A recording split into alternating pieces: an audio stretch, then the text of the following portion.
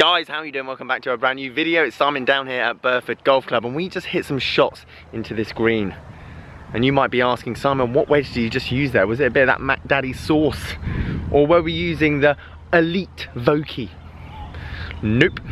ProGen SD12, I think. SB12. What a club. The head's actually falling off at the moment. And I saw it at the back of the shop and I get asked this a lot. Do new wedges, expensive wedges, make that much of a difference? So I thought I'll come out, test it on the course, hit a few shots from different areas and get my thoughts and insights into how much difference an expensive wedge makes compared to something that's just very old. Let's get into the video.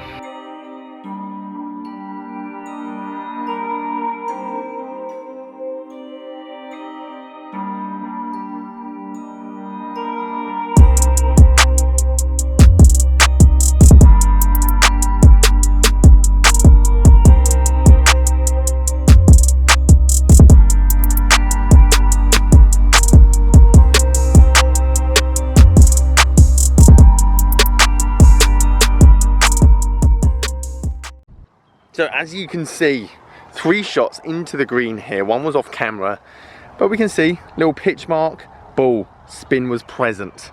Over here, similar story, even behind said pitch mark. And last but not least, again, very close to its pitch mark. So we're getting spin from 100 yards with this bad boy. So I guess the point of this video is balancing up the question of skill versus equipment.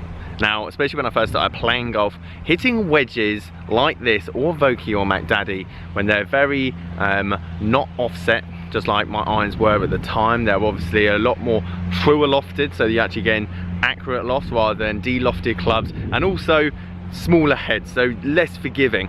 And the majority of the time when I used to hit wedges, when I first started playing golf, they used to just go high, right, and nowhere. And that's what I want people to stop, instead of, you don't necessarily always need 3 wedges just because the tour pros do. And when you do have one of these wedges, where should you be using it and how can you get the most out of it?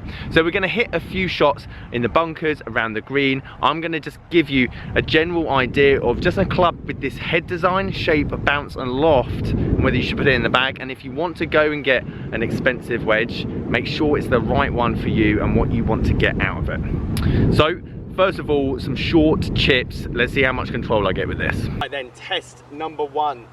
Simple 20-yard pitch shot to the flag. How much spin, how much control do I get from this old club?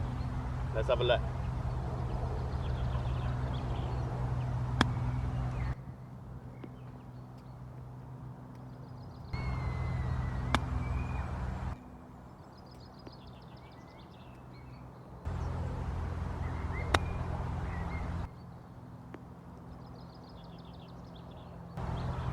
Okay, 3 shots there. First 2 happy with, third one kind of overgunned a bit.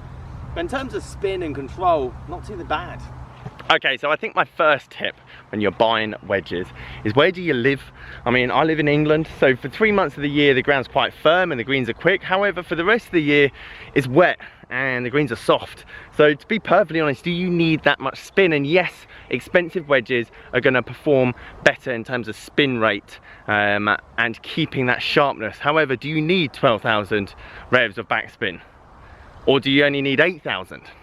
Okay, test number 2 out of a bunker. Seeing as sand gets in between the ball and the club when you're hitting a bunker shot, don't think we're going to see much difference, but we'll hit 3, give you my feedback, see how we go.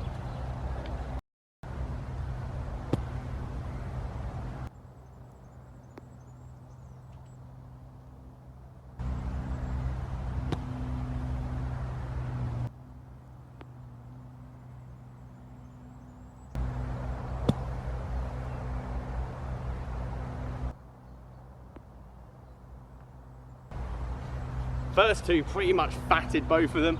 But as you say, greens are soft, they're running okay. That's all you really need to get out of the bunker. Last one I caught really well and pretty much just stopped on itself. Again, good amount of control and spin. So number 3 is going to follow on from the bunker. Having one of these clubs in your bag is essential. It's smaller, it's got less bounce, it's less offset, it's easier to open up and play those high floaty shots getting out of bunkers and ones where the flag's tucked away. So I'm going to hit 3 shots now where it's more of a lob shot, trying to control that high launch and spin. See how this one compares to what I normally use.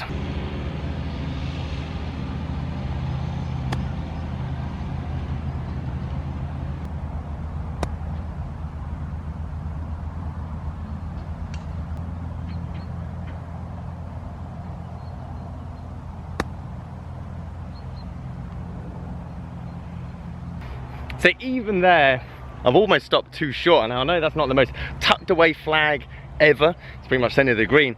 However, all of those bounce on the green has stopped pretty much within the fringe. Let's talk about it. One thing to talk about as well is that when you open a club face, it means you're going to be compressing the ball less, which means you're going to get less spin. So even with the amount of grooves and technology wedges have these days, if you open it up, you're basically sliding under the ball rather than making any kind of contact. So those were more floating in the air, landing softly with a bit of backspin rather than having a high amount of spin at all.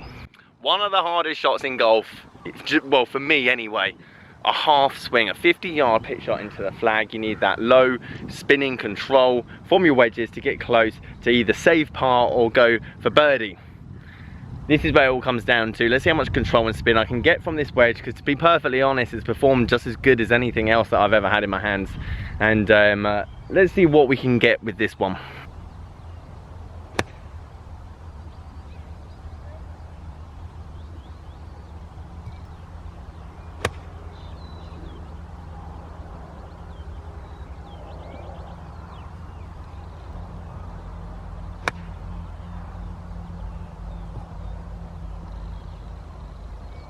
So I'm pretty sure it's my wedge skills that let me down there. As I said, not great from that distance. However, I still got a bit of release on the last one, which I really nipped, and I felt like I got a good amount of control and spin from. But I've had a Vokey or McDaddy, I would have got, I feel like it stopped a bit more quicker and a bit more dead.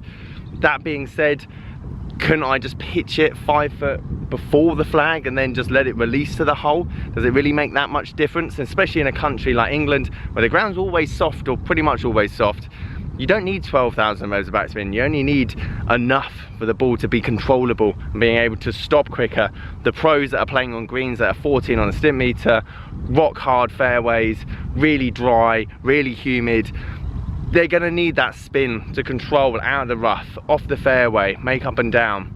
But for me and you, okay, last test, 100 yards, the staple of any person's short game and scoring ability. Everyone should be able to be good from this range, because everyone can hit 100 yards, or should be able to hit 100 yards into the green. Wedge, flag, expecting this to spin and stop slightly into the breeze, and bear in mind it's conditions of the course that make a ball spin back on the green, rather than just hitting a brand new, sharp, clean wedge.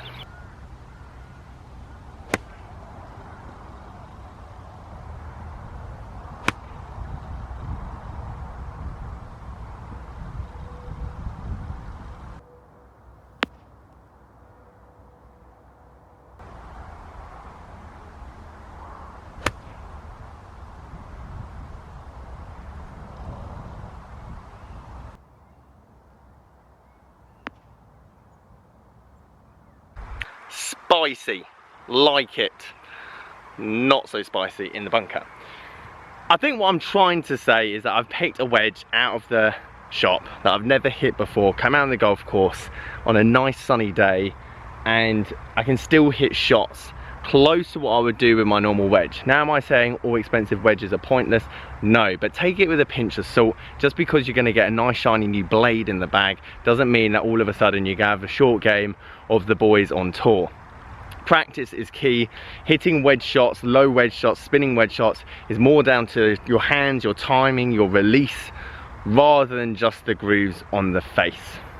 Hopefully I've proved that somewhat in this video. If you've got any questions, then please leave a comment below and I'll be sure to answer it, and I'll catch you guys later.